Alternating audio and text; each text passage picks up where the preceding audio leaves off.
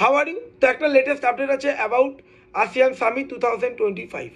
এবার মিটিং কোথাও হচ্ছে 26 তারিখ থেকে 28 তারিখ অবধি আসিয়ান মিটিং হতে চলেছে মালয়েশিয়ার কুয়ালালামপুরে। আসিয়ানের হেডকোয়ার্টার কথা? আসিয়ানের হেডকোয়ার্টার ইন্দোনেশিয়ার জাকার্তা।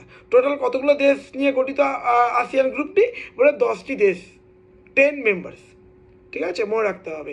আর দেখো, অনেকে বলে 11টা দেশ, না 11টা দেশ নয়, মূলত ইস্ট তিমোর বা তিমোর লেস্টে অ্যাপ্লাই করেছে মেম্বারশিপের জন্য, কিন্তু এখনও সেটা পেন্ডিং আছে।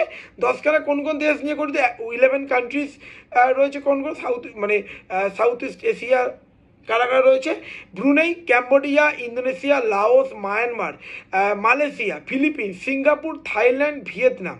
মনে রাখতে হবে এই পয়েন্টগুলো, কান্ট্রিগুলো মাথায় রাখো। ঠিক আছে।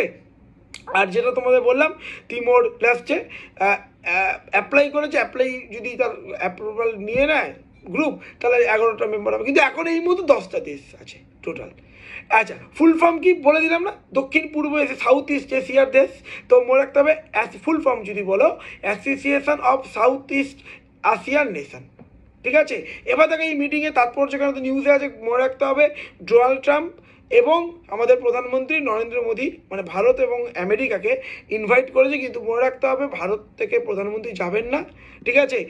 তিনি ভার্চুয়ালি পার্টিসিপেট করবেন। এবং দেখো, আর একটা ডোনাল্ড ট্রাম্প পার্টিসিপেট করবে। ডোনাল্ড ট্রাম্প তো আবার নিজেকে শান্তির দূত বলে প্রচার করে, সে অর্থে তিনি নাকি পার্টিসিপেট করে থাইল্যান্ড এবং কম্বোডিয়ার মধ্যে যে শান্তি চুক্তি, দীর্ঘদিন কনফ্লিক্ট রয়েছে, তাদের শান্তি চুক্তি নাকি স্বাক্ষরিত করাবে। ঠিক আছে। তো যাই হোক, এটা কি শান্তি চুক্তি তোমরা দেখতেই পাচ্ছ, ইসরায়েল আর গাজার শান্তি চুক্তি দেখতেই পাচ্ছ কি শান্তি চলছে। ঠিক আছে। এদিকে তোমরা দেখো ওয়েস্ট ব্যাঙ্ক থেকে কি নিউজ আসছে। যাই হোক, সেটা আলাদা ম্যাটার। আর মনে রাখতে হবে ইন্দো প্যাসিফিক রিজিয়নে বলবে কিন্তু খুব গুরুত্বপূর্ণ 4টে দেশ রোল নেয়। সেখানে ইন্ডিয়া তোমরা জানো প্রাইম ভূমিকা নেয়। এছাড়া চায়না, জাপান, ইউএসএর ভূমিকা থাকে। তো সেক্ষেত্রে কিন্তু আর মানে এই যে সাউথ ইস্ট এশিয়ার যে দেশগুলো না, খুব গুরুত্বপূর্ণ স্ট্র্যাটেজিক্যালি এবং মানে ভারতের সাথে। কারণ তোমাদের বলি, দেখো তুমি যদি দেখো সিঙ্গাপুর থেকে প্রচুর ইনভেস্টমেন্ট কিন্তু ভারতে আসে। ঠিক আছে, এটাও মনে রাখতে হবে।